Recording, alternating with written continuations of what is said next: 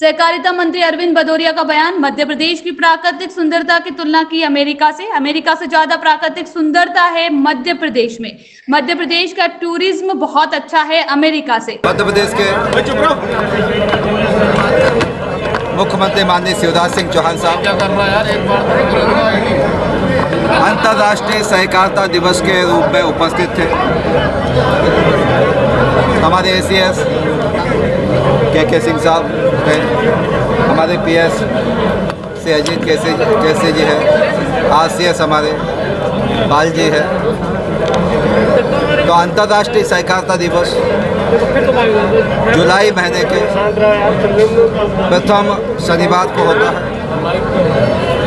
अंतर्राष्ट्रीय सहकारिता दिवस के रूप में सहकारी आंदोलन को,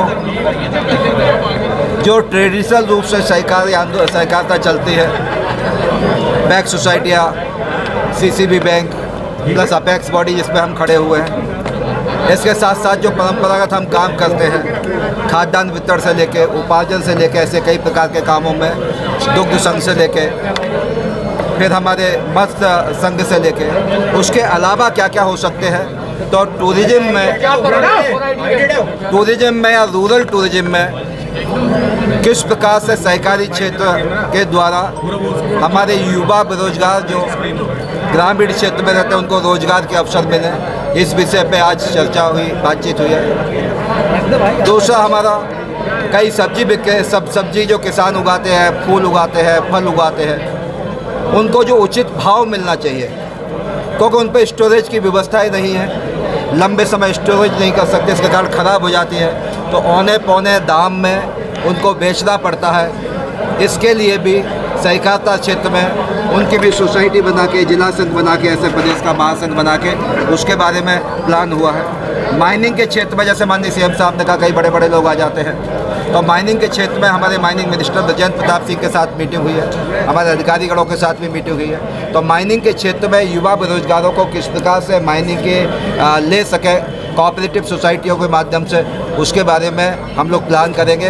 उसके बारे में अच्छी योजना करने वाले हैं। श्रम सहकारिता के बारे में अच्छा प्लान कर रहे हैं। 2 लाख तक के काम कम से कम हमारी श्रम सहकारिता जो मजदूर लोग हैं उनका एक यूनियन बना के उनको विदाउट टेंडर देने की प्रक्रिया क्या हो सकती है, उस विषय में भी बातचीत किया है। एक महत्वपूर्ण विषय कि जिसको कहते हैं सिंचाई का रकबा बढ़ा है, अच्छी फसलें हो रही हैं। आज पूरे हिंदुस्तान में पिछले बार 1,29,00,000 मैट्रिक टन गेहूं का उपार्जन करके हिंदुस्तान में 1 नंबर पे थे।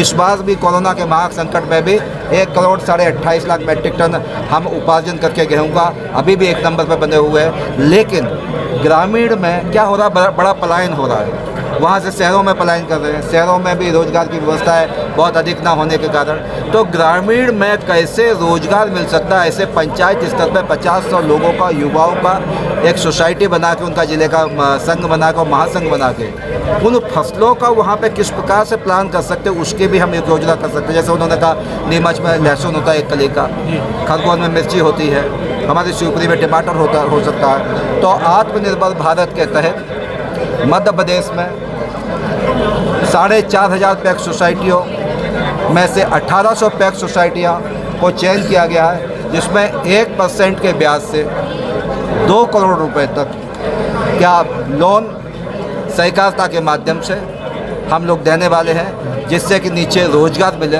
इंडिपेंडेंट लोग, किसान खड़े हों। ऐसे करके आज अंतर्राष्ट्रीय सहकारिता दिवस के बीच में माननीय मुख्यमंत्री का आगमन हुआ है और हमने उनको विश्वास दिलाया है, क्योंकि 7-8-9 महीने सब इस बार तो कोरोना के संकट में चले गए। हमने विश्वास दिलाया है कि अगली बार हम बैठेंगे तो ऐसे फिर उन्होंने एक हमको निर्देश दिया है